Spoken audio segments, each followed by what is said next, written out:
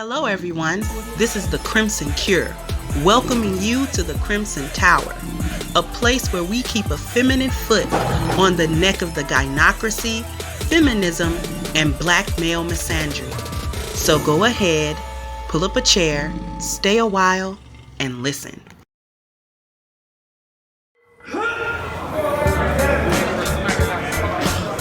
When I'm training for professional competitions, men and women always ask me for advice. To women, I say push yourself harder than you ever have before and go beyond your comfort zone. Focus on your goals. Men, if I am willing to push myself to become Mr. Olympia in 2022, then I only have one thing to say to you. Bring your A game. Here we go again.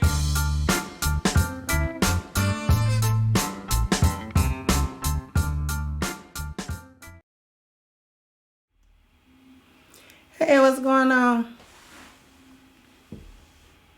What's going on, Crimsonites? Hey, Jutlin. Hey, Acquired Taste. Hey, Tom Malone. Hey, Torrance.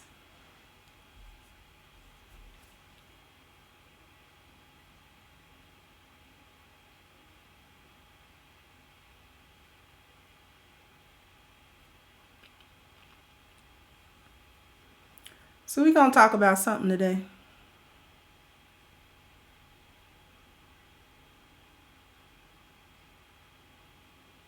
Hey, George Golden. Ultraviolet Mar. I don't think I've ever seen you before, but welcome. Cynical Optimist, hey.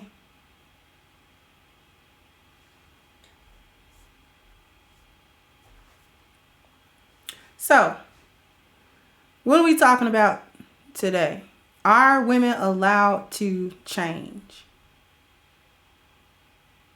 And this question came about because I've been in the manosphere for years now.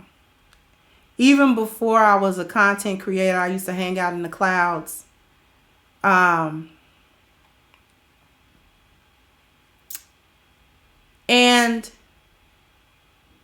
there used to be a lot of talking points. Hey, Sherry.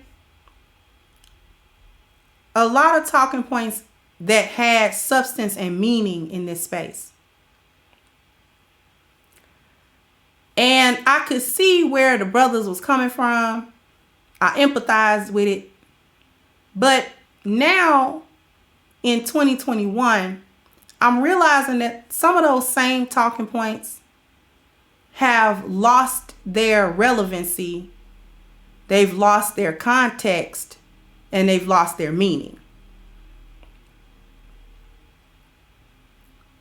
And because they've lost their context and their meaning, it has become something that gets parroted and something that can become destructive depending on who's saying it, who's listening, and how they interpret what they hear. So one such talking point, and the one that I'm really referring to today, is that whatever standard that a woman had for a man at one time earlier in her life, she need to keep that standard like throughout.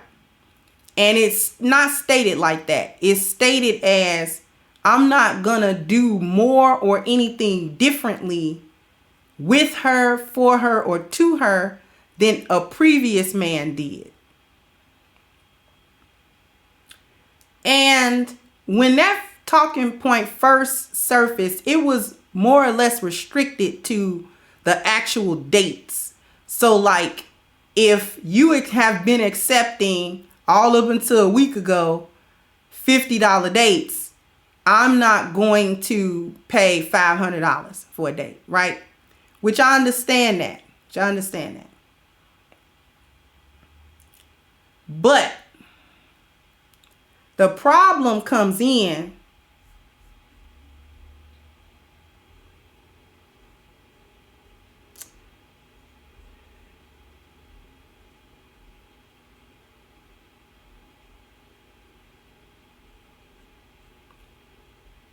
You guys, I don't know if you can hear me or see me anymore, but you might want to refresh if you can.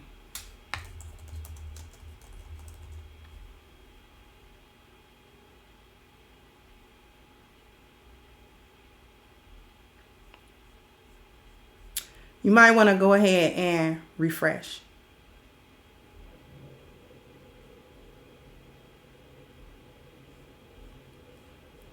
So,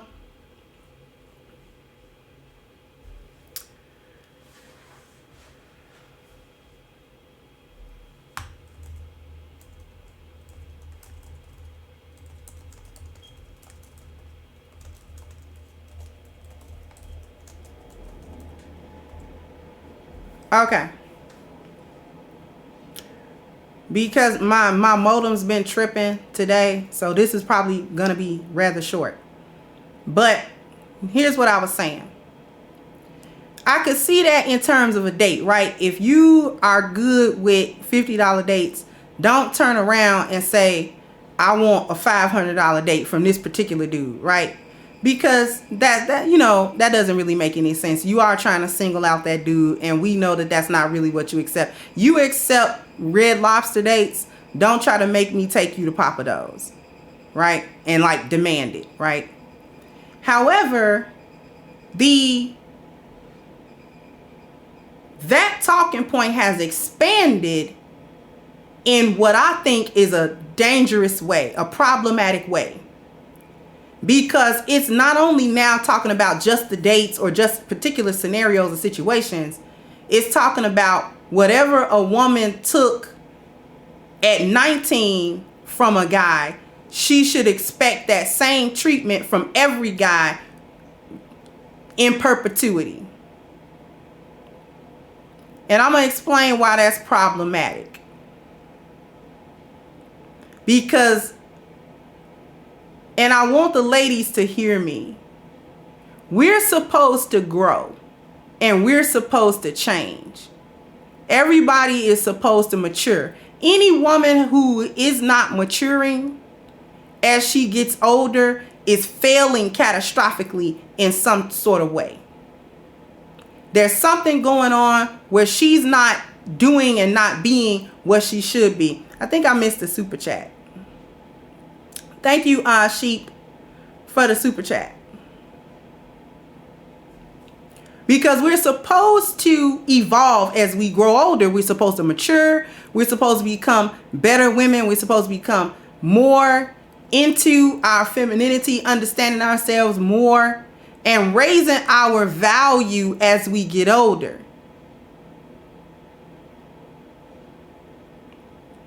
Okay? We're supposed to be raising our value as we get older. And we should not be held to our worst decisions in life or our naive decisions in life forever. Because it's as if we don't learn anything, right? Because the certain talking points in this space are contradictory, because on the one end, it's like she should never raise her standard beyond a certain thing, ever, for any man, for any reason, right? No matter where she is in her life, she should never change that standard, all right? On the other hand, it's a bad thing because it's like, oh, well, women don't mature past a certain age. She doesn't mature past her teenage years emotionally. And that's ridiculed, right? Because it should be. Because if I'm 35, I shouldn't have the same mindset that I did when I was 16. I shouldn't. But if that's a bad thing and me evolving is also a bad thing, what's a good thing? Because if I'm not supposed to evolve, meaning I raise my value as a woman as I get older, my femininity matures properly, my womanhood matures properly, then my value raises as a woman. My personal market value, my belonging market value, my friendship market value, all that stuff goes up. It's supposed to go up. The only thing that might take a hit, is your sexual market value. But the rest of that should actually be improving. as we get older. Okay? So we may not be as physically or sexually desirable at 45 that where we were at 22, but we should be more desirable as women as we get older. So our personal market values actually improve. Our belonging market value should improve. Our friendship market value should improve. In short, we should be becoming better women. Period. As we get older, that's part of the maturity of our womanhood. But if we're getting better as women, then the standard gets better. Right? Because I'm not the same woman at 42, I'll be 43 in June, that I was at 20. I'm not that same woman. And I shouldn't be that same woman. If I'm the same woman at 42 that I was at 20, I'm failing. I have failed.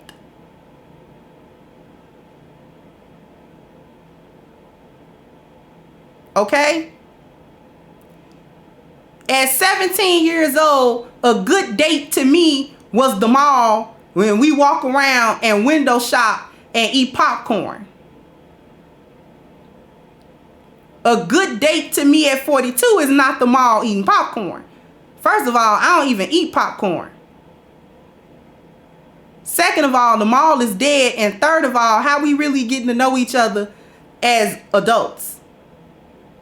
So at 17, I accepted, because we're not grown, we teenagers. And I mean, really, what else do I want him to do? You know, he paid my little fare to get, you know what I'm saying, to go to the mall or whatever, and then my little movie ticket. Okay, that was doing it big back then.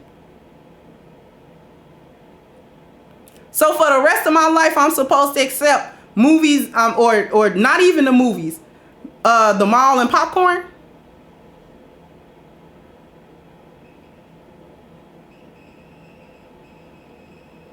At what point do I actually evolve as a woman?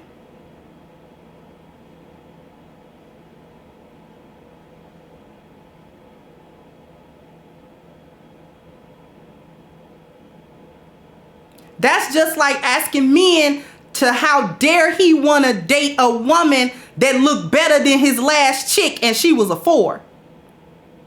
He needs to be here. By the logic of that talking point, a man who has ever dated a ugly fat chick should never want to date a pretty thin chick. By that logic, a man who stayed in a relationship for 2 years where he was getting verbally abused and emasculated and disrespected by his woman should expect no less from a different woman. Or he shouldn't expect any more from a different woman. Because if he took it from her, he should take it from the next one.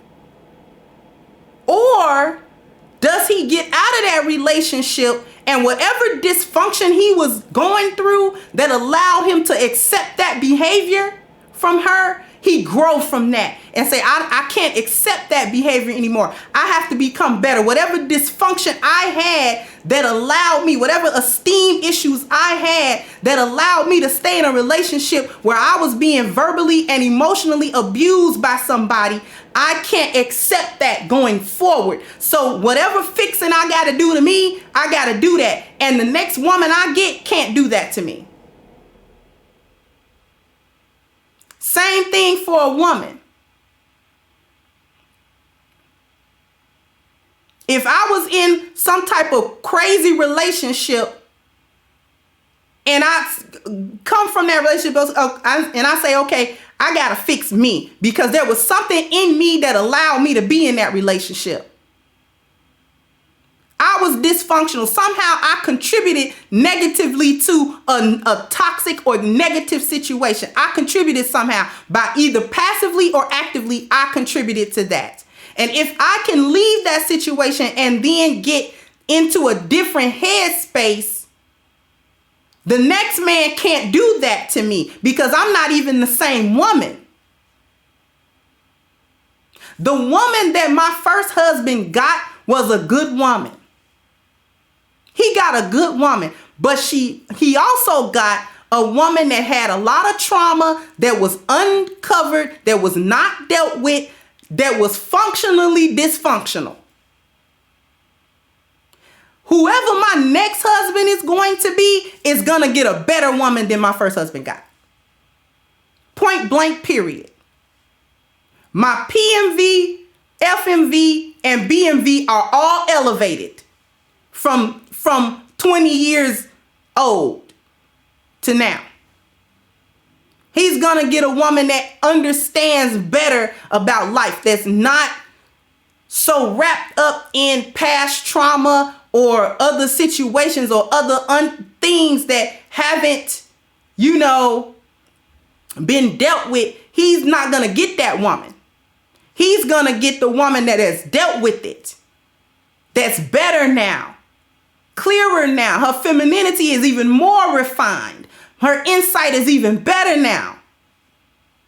He going to get a better woman, period, bar none, no contest.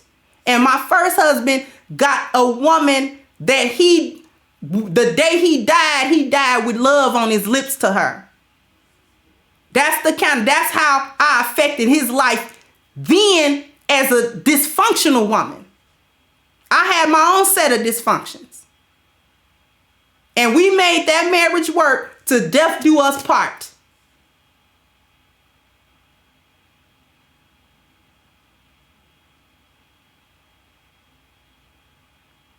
So whoever my next husband is going to be, and Allah knows best, gonna get, the woman he gonna get is just gonna be fire.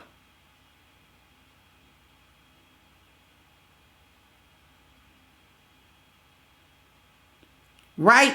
Because as we age, ladies, the only thing, if we're doing it right, if we're doing life right, if we're growing into women the right way, the only thing that takes the dip and the hit is the sexual market value due to age. Even if you keep yourself up, you're not as physically or sexually desirable necessarily to a wide range of men as you were when you were really young.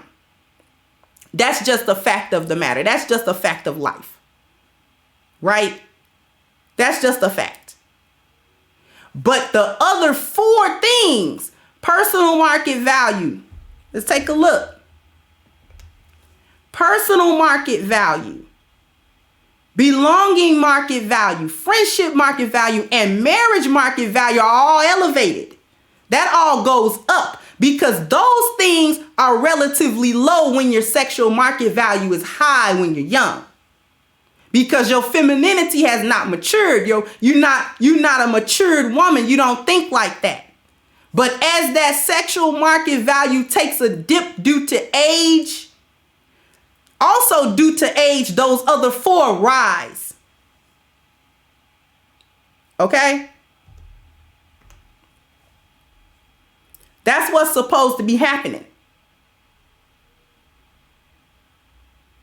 And when we doing it right, when we've worked on ourselves, and this is why, ladies, I talk to you about the 10 life values, because for the more mature ladies, we can't go back and undo some of them stupid decisions that we made based on not having a good value system, not having, a good sense of anything. We just out here reckless, doing whatever. You can't erase that stuff, but you can tell or warn the younger women so that they won't make your mistake. So this is why the message is for all women, no matter your age group.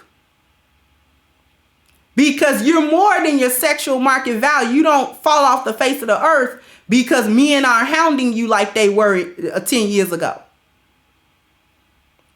You still affecting your environment. As a woman, you're still doing that. You probably raised kids, probably got grandkids. So you still have a responsibility to have good personal market value, good belonging market value, good friendship market value, good marriage market. You're still obligated to have those in high standing.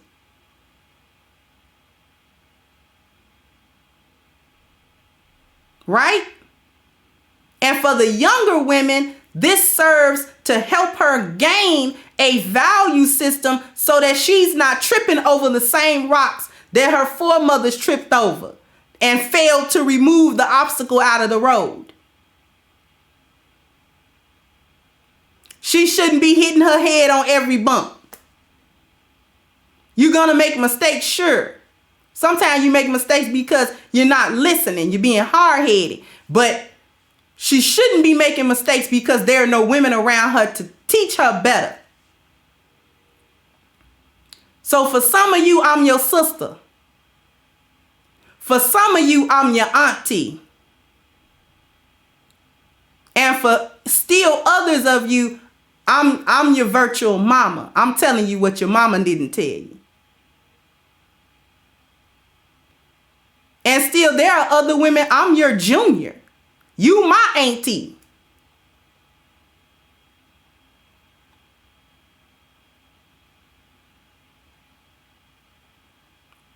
Right? That's the category of sisterhood. We either sisters because we peers. You my auntie because you older than me. I'm your auntie because I'm older than you. Or I'm kind of your mama.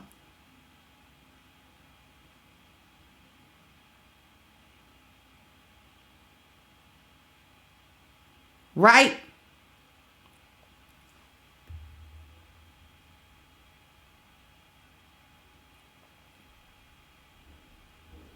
Do I have some? Oh, thank you, BC, for the Cash App. I thought I saw a Cash App.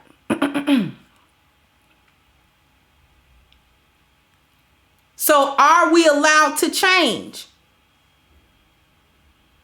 The answer is yes, because even if it's too late to go out and get a man and all, and you're past that point in your life, as a woman, you're still obligated to be a better woman, to teach the younger women what to do, what not to do. More importantly, what not to do. Because we real experienced in what not to do.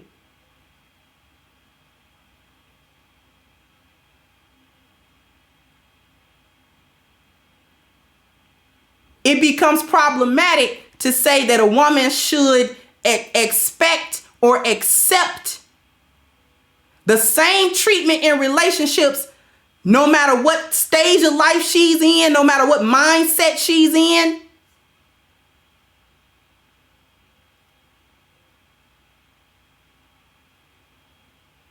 This is unacceptable. This is problematic because what it does is it stunts growth. And the reason why I'm talking about this and talking to the ladies is because I know it's so many women in this space that listen to the talking points in this space. I know she's here. I know my sisters are here. In the clouds, whatever.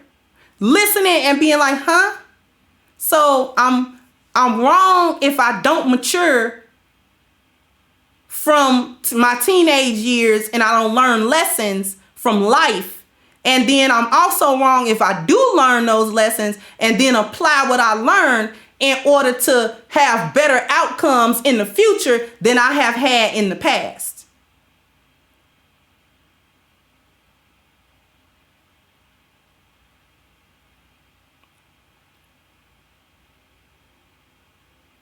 I'm going to have to be better in order to get better.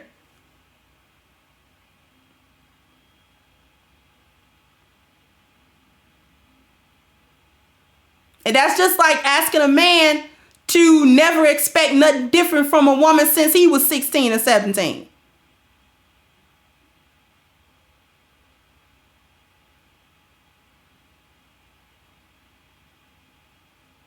Like I said before, if he's ever dated or smashed an ugly chick, he needs to stay there.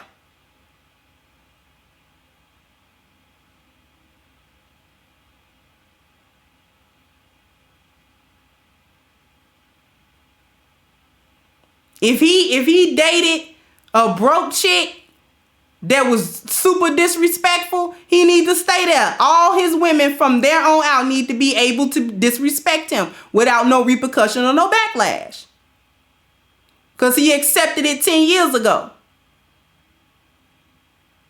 Never mind, he in a different headspace. He's a different man. He done gone through things, and he just don't accept that. He has valued himself more, and he just don't accept that type of behavior.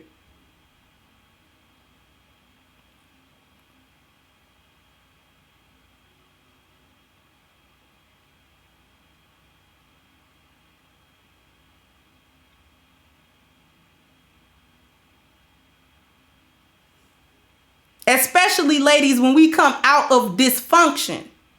You come out of dysfunction, you can't accept the same things because your mind is different.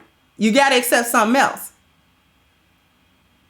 And the way that you get that different outcome is because you're now different.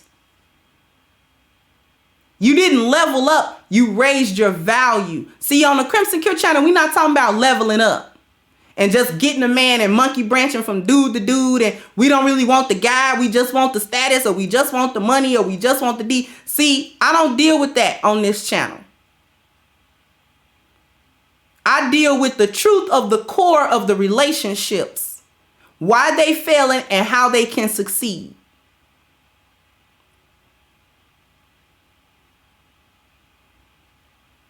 It behooves us to understand ourselves truly, and then to understand the men that we allow to choose us. Because sometimes when we young, we don't know what leadership look like. You be following F-19 leadership. He leads you into a ditch. Then you get out of that relationship, you like, oh, I was stupid. Your next dude, now you know what traits to look for. I can't follow him because, no. He just as bad as me. He just as chaotic as I am. That's a lot of times what we are talking about, ladies, when we think about it.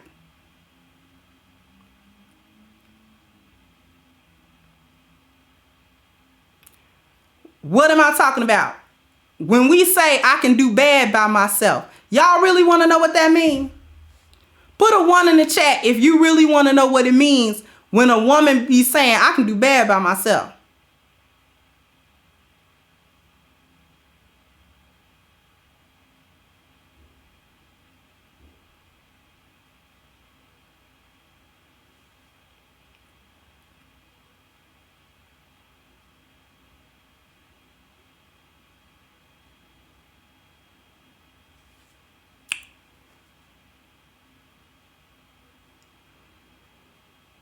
When a woman say, I can do bad by myself, what she really saying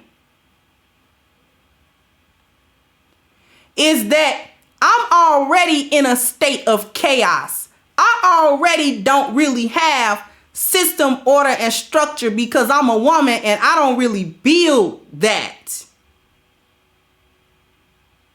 I can't accept a man that is just as chaotic and leaderless as me.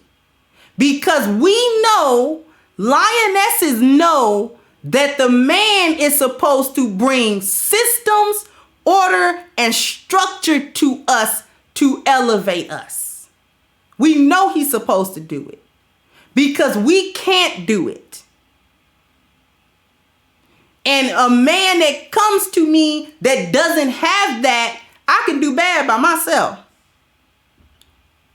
I can be leaderless over here by myself. I don't need you to come into my life and not be the leader. Because you just as chaotic as me. Your life everywhere like mine is.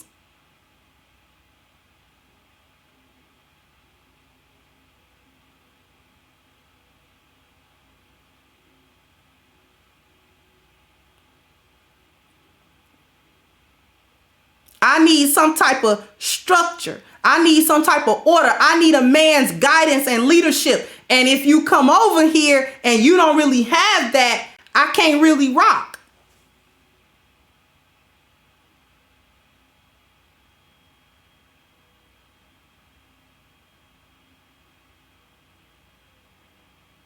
See, just because a man has gainful employment, a job, and a place to stay doesn't mean he's now husband material.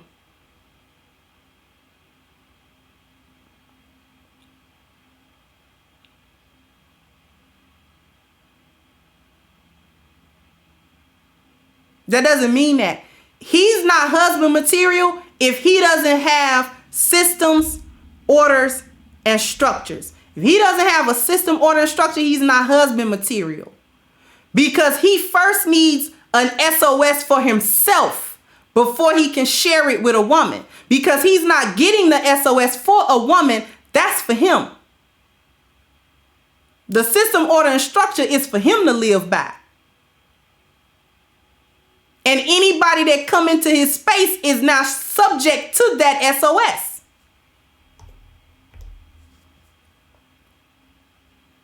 Anybody in his domain is now subject to his SOS. But he has to have that first because he has to be living by that.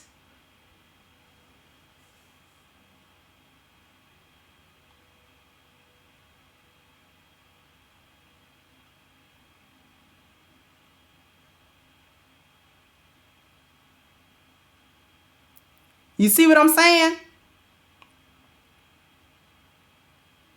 He got to have an SOS for him. That's not even really for me. I benefit if I become his wife. Then I submit myself underneath a system, order, and structure. And I told you before why women submit. What we actually submit to. We don't submit to your pocket. We don't even submit to your D. A woman that submits, quote unquote, to a dude's sex is a low value woman. She don't have herself together in terms of her personal market value, belonging market value, and friendship market value. She don't have herself together. She trying to work out her daddy issues in the bed. That's what she doing. But women do not submit to a dude's pocket. This is why leading with your pocket is a bad idea. Right, ladies? When we see a dude leading with his pocket, it's like, come on. Really? And if you get the right woman or the wrong one, she gonna use you for that. Women, lionesses, submit to the masculinity, and the masculinity contains the system, order, and the structure that she actually submits to. Thank you, T. So I love you, Kendra. I love y'all too.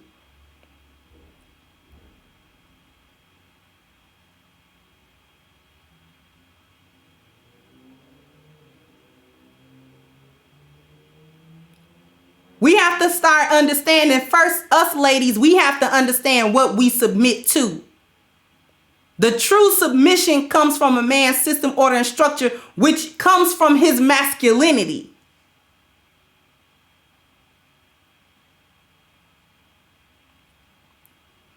That's what makes us bow down.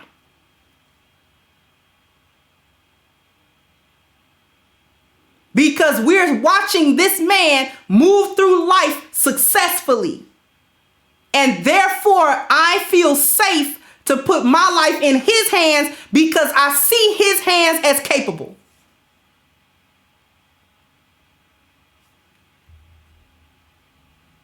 I see his hands as capable hands.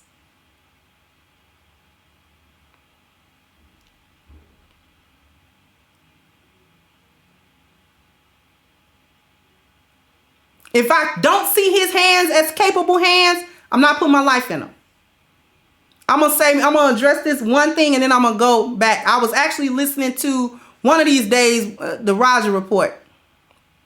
And I heard it say, if a woman is with a man and she don't accept his proposal, she was lying about her feelings or whatever the whole time. I respectfully disagree with that. Because you can be with somebody and not see them as marriage material. Men do it all the time.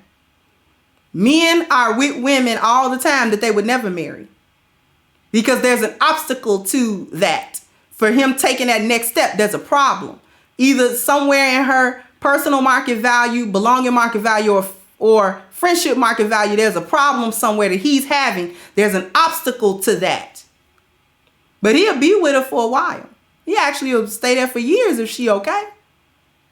But that the question never pops. He never pops the question, ever. And actually, women will do the same thing. I mean, he all right. But what makes us not accept a deeper relationship is when we don't see your SOS. When we can't see that, it's like you cool for what you cool for, but I would never get into a marriage with you because I'll wake up in a ditch somewhere, cold, hungry, and alone, trying to follow you because I see how your life is. Listen, as a Muslim woman, I have received probably anywhere from between 50 and 60 actual proposals for marriage. Not fake proposals, real ones. Before I was married, during my marriage when they didn't know I was married, and after. And I didn't accept, it's a lot of them that I turned down. You got gainful employment and everything, but you gave me a glimpse into your life and baby boy, no. You're going to have to knock it off. No, sir. Your life is in shambles. I'm not doing that. You going to drag me into this? No.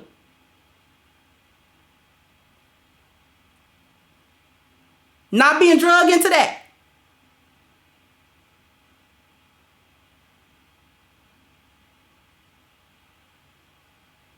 And that's really just from Islamic culture, because a brother will meet you and talk to you for a day or two and then ask you to marry him. I have actually had brothers ask me right off the bat.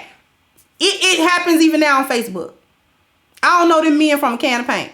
They know I'm Muslim, and they Muslim. They think that's good enough. They think that's enough to actually ask me and intend for me.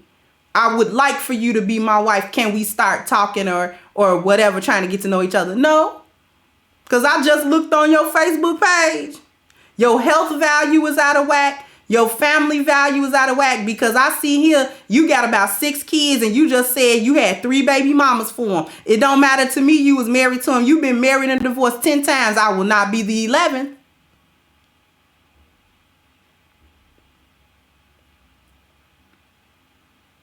Not going to do me like that. I'm not even going to talk to you. I'll give you salams and then that's it. We can't have a conversation beyond that. No, sir.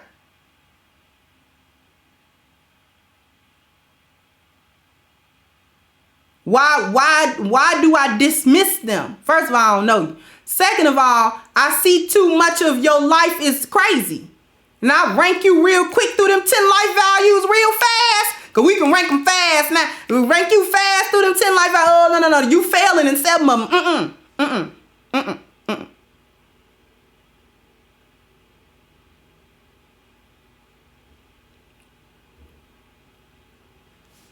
We not doing this, baby boy. I'm sorry. You know, all praises is due to Allah.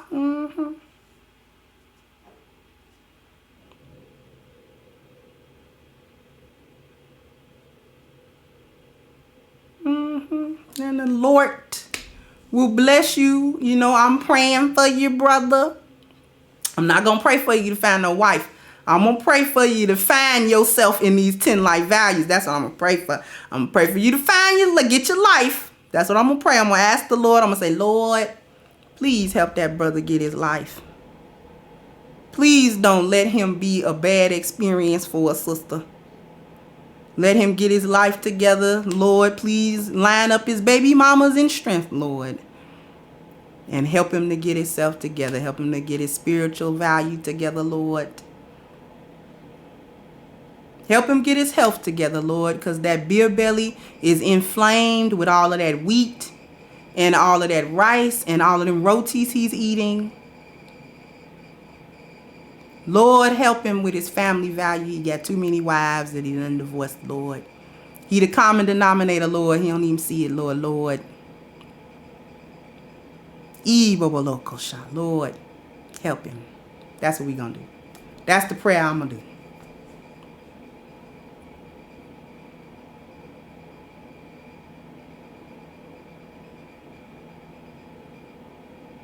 Not going to pray for him, no wife.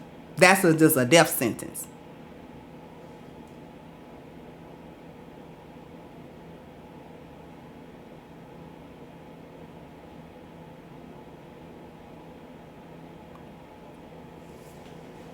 Y'all silly in this chat room. But that is the prayer we gonna do. We gonna do a prayer. We'll do a prayer. You know, Lord, I come to you in submission, Lord. See, you gotta come right to the Lord so you hear it.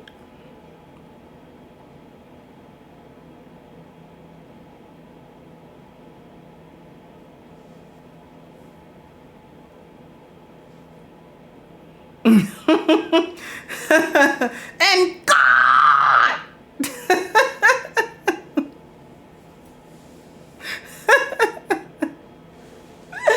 ooh, you need spiritual healing, baby. I'm gonna get silly with y'all in this chat room. Y'all is silly. But in any case, to wrap this, I'm gonna start wrapping this up. We are allowed to change, women, and we better. We better change. We better get on these 10 life values. We better get on these 10 life values. We better start looking at our spiritual value closely. We need to look at our health value. Are you overweight, sis? You need some help with that? What about your mental state? What about your emotional state? We need to think about our family values, sis. What's going on in our households? What's going on with our families? What's going on with our children, our husbands? What's happening here? How can we fix it? How can we help make this better for everyone? We need to think about our appearance value, sis. What's going on? How are the people around you perceiving you? Huh? We have to think about our dwellings. What's going on in our household? Is it tumultuous all the time? Chaotic all the time? We can't get no peace. We can't get no rest. We arguing, fussing, fighting, cussing. What is we doing in our home, sis? We have to think about that.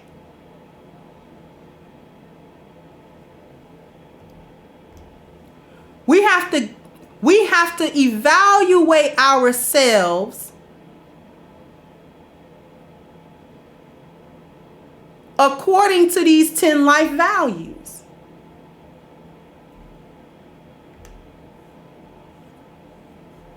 This is the measuring stick that I want every woman within the sound of my voice to measure herself by. What gets measured gets done. A wise man told me that.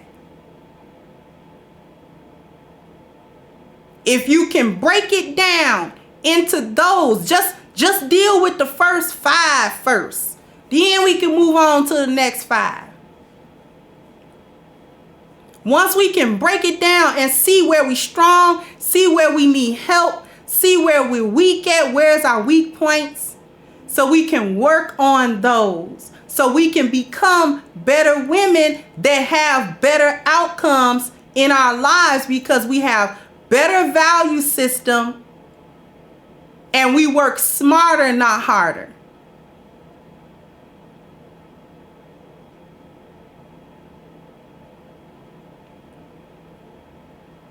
We have to work smarter, not harder. We have to get better, not worse, sisters. We have to get serious about our lives. We can't just listen to the TV and social media and this and that tell us that we're doing all right. And deep down, we know we're not doing okay. We know we're not okay. We not okay because we haven't addressed the dysfunction. We mad at everybody else and we'll fight the world, but we won't turn around and fight them demons that's hounding us.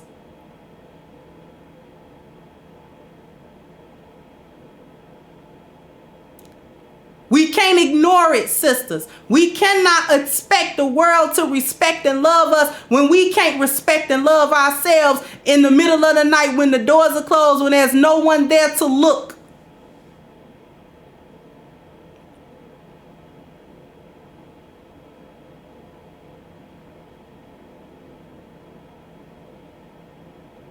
We have to do these things. We have to do this work. Ladies, we gotta do this work. Our communities will continue to suffer if we don't do this work. The men cannot do all of that work on their own. We are needed. Don't ever let nobody tell you that you're not needed. You're needed right now. You need it ASAP. But first we have to do this for ourselves so that everybody else can be benefited. Our children can benefit. Our families can benefit. Our husbands can benefit. We have to be able. We have to be willing to do this work. This is what my channel is here for, to help us do our work. To define for us what that work is.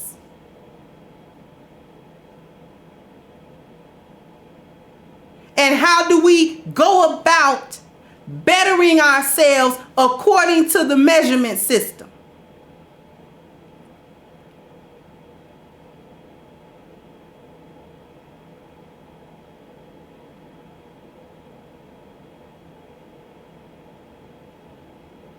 All right, so what I'm going to do is I'm going to go ahead and wrap this up. And I want everybody to sound off in the comment section.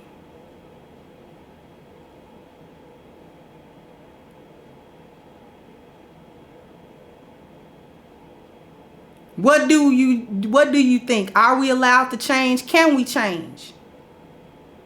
My answer is a resounding yes. We better. I don't think we have a choice. Okay. This show has been brought to you by our wonderful sponsor, A-Game, which is a male herbal solution. And if you were watching the beginning of this show, there was a commercial that we aired with a young man who is competing in Mr. Olympia for 2022. That young man is a professional bodybuilder by the name of Saeed Tajan Kamara. He is sponsored by A-Game, and he uses A-Game to bring his A-Game. And you know, as a bodybuilder, he needs his strength, he needs his endurance, he needs his vitality. He needs to be able to get through them workouts and those competitions and recover. He does it with A-Game. So what I want everyone to do is go into the description box and hit the link for A-Game and get your order. And you can get a 10% discount using the code Kendra10. Just put that in the promo code section at checkout. All right. And with that being said, I'm going to go ahead and sign off. I want to thank everyone for coming through. I want to thank everyone for contributing. Thank you, Miss Nicole Ali, for the Cash App, my sister. And I'll catch you guys on the next one. Bye-bye, Crimsonites. Hey guys, please like, share, and subscribe to the channel and hit the notification bell. And if you've got more to say on the topic, leave a comment down below. Also, don't forget to support our sponsor who so graciously supports this channel by clicking the description box and the link for A-Game at agameherbal.com. You can go ahead and get a 10% discount off of your next purchase using the code Kendra10. This has been yet another CrimsonCure production, and I'll catch you guys on the next one.